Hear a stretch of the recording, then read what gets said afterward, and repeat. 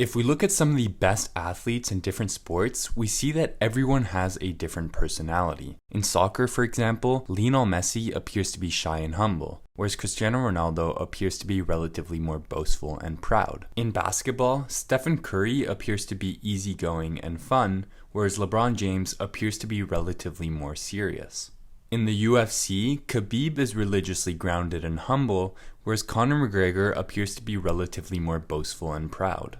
In this video, we will be delving into the science of personality and answering the following questions. Number 1, how are athletes' personalities similar and how are they different? 2, can personality tests be used to predict athletic performance? And 3, are personality traits changeable and would changing them even be worth the effort? Let's dive in.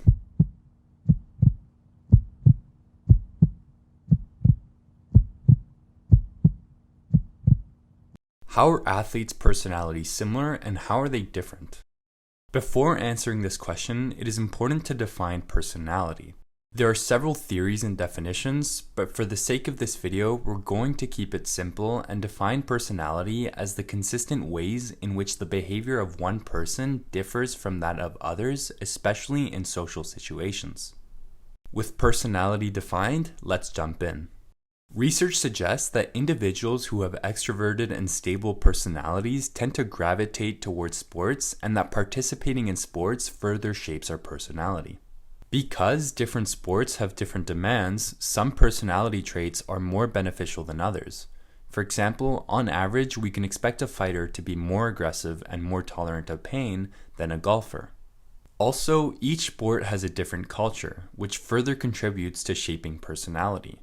For example, traditional martial arts communities preach the values of honor, humility, and respect, and these values can become instilled in us over time. Research also shows that athletes' personalities are more similar the higher the skill level. This is referred to as the personality performance athletic pyramid. As the diagram shows, personality is most different at the entrance level and more similar the higher the skill level. The athletic pyramid can be used to differentiate the personalities of elite level athletes and athletes of lesser ability, but not of athletes of similar ability. For example, one study found that international level field hockey players exhibited personality profiles that differed from those of club level players, but that national level players could not be distinguished from players in either of the other two groups. The theory is that individuals who possess stable and extroverted personalities gravitate towards sports.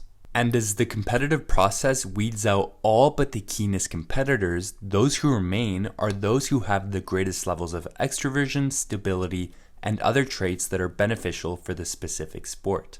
Some traits that are found at the highest level in several sports are high levels of commitment, achievement motivation, learning capability, competitiveness, self-confidence, adaptability, and mental toughness.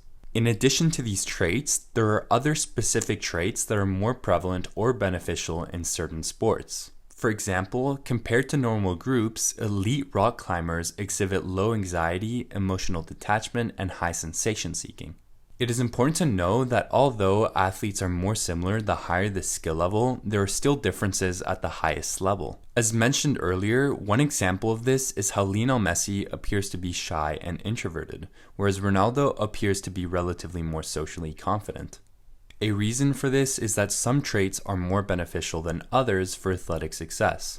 For example, the traits of mental toughness and discipline, which both Ronaldo and Messi share, are relatively more beneficial than how social you are for becoming a high-level athlete. And this brings us to the second question, which is, are there any personality tests that can predict athletic performance? No scientific study has shown a strong relationship between personality variables and athletic ability. As mentioned earlier, although we do see differences in personality between elite level athletes and beginners, we do not see consistent differences in personality between athletes of similar skill levels.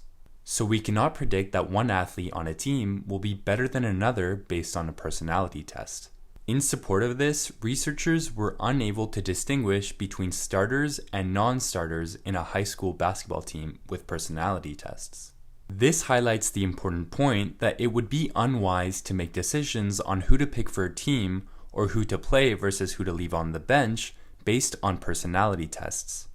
The reality is that there are several factors that influence performance, and some, such as the athlete's physical and motor ability, are more important than personality traits for athletic success.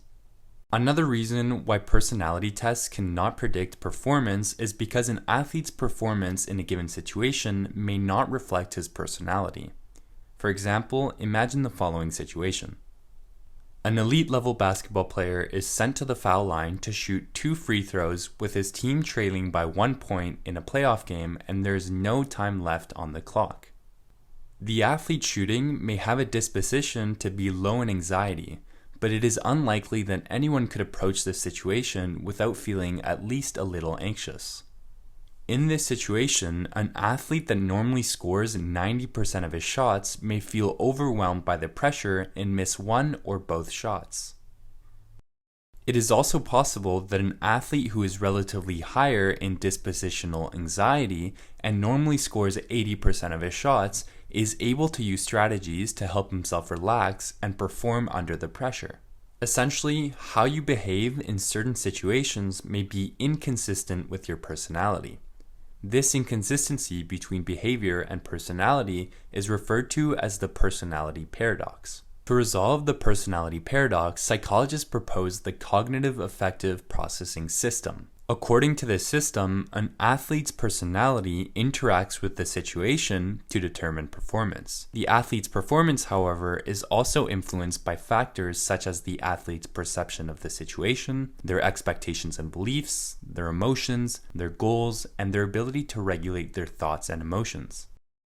We can use Georges St-Pierre, one of the greatest martial artists of all time, as an example of how this system applies to athletes.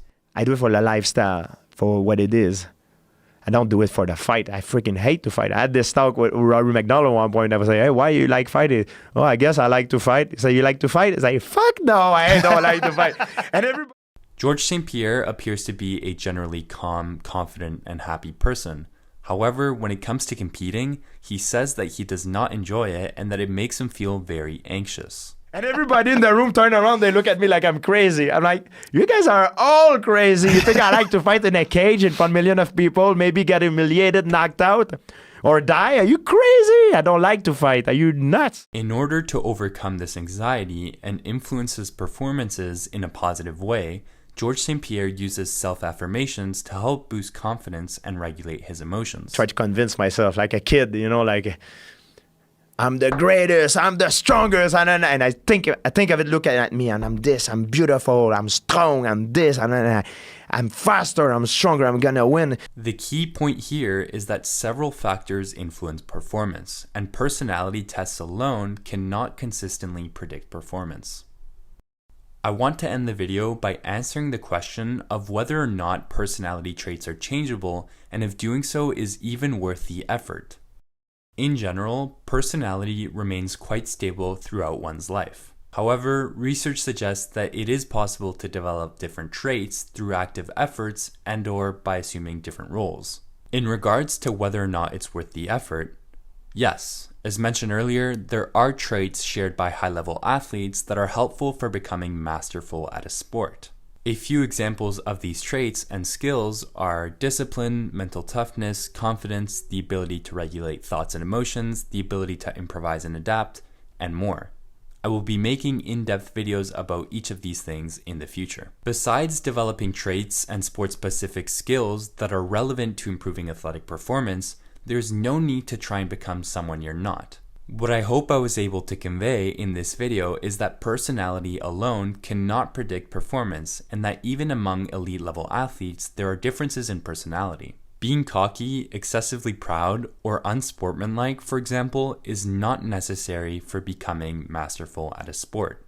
So instead of feeling that in order to succeed, you need to copy the mannerisms of certain elite level athletes, I encourage you to be humble, be authentic, and be kind to both yourself and others on your journey to mastery. Thanks for watching. Doesn't matter where you come from, what you have or don't have, what you lack, what you have too much of, but All you need to have is faith in God, an undying passion for what you do or what you choose to do in this life, and a relentless drive and the will to do whatever it takes to be successful and whatever you put your mind to. Make sure you live in the moment and work your butt off every single day. And I hope I inspire people all around the world to just be themselves, be humble, and be grateful for all the blessings in your life. And I'm truly honored to be your MVP this year. Thank you very much.